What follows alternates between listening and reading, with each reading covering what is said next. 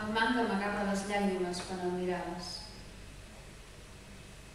No hi ha res més trist, deia, que saber que senten compassió de tu.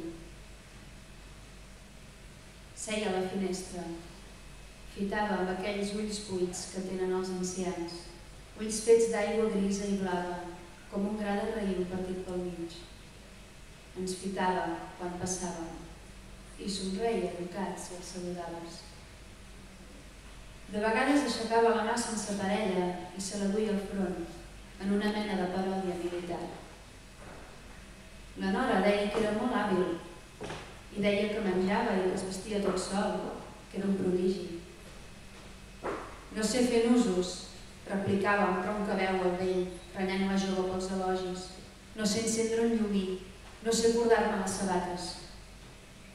I aleshores mirava la màniga buida amb un espurneig de fúria, amb aquella rebel·lió que sempre és impotent i inútil. Però saps?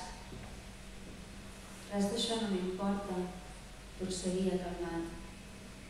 No perdono el metge carnisser que va portar-me al braç, un fet més important que aquestes menudalles.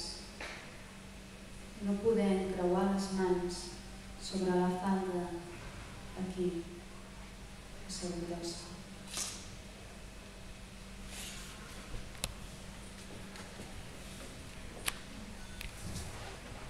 El teu mort i el meu.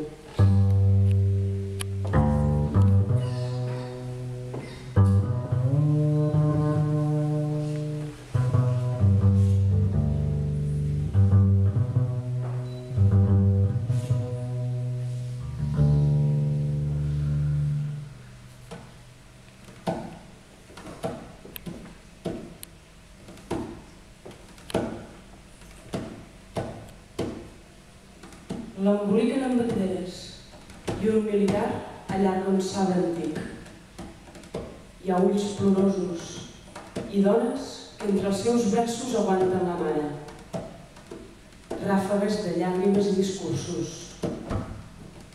I jerarques que avui surten del despatx sumptuós per jurar a la mare que el fill serà venjat.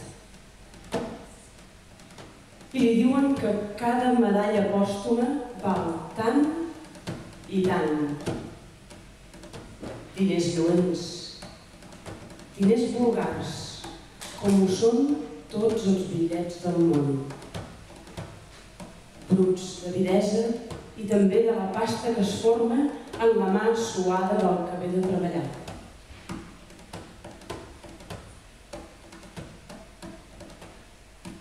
Els jerarques s'inflen i s'exciten, i criden, i s'enfaden, i a l'aire surt la roja, tètica i aspra veu de la revenja. Ho fan, i ho diuen pel teu dolor de mare. Has deixat de ser una ànima esquinçada. Ara ets tot un símbol. I t'estrenyen, i t'alaben, i et diuen mare entre les mares. Tu només plores, atordida per la llum del flaix, per un dolor que t'arrabassen entre tots, com si el teu úter fos l'úter del president i dels ministres, del bisbe i del locutor solemne del telenotícies de la tarda. I jo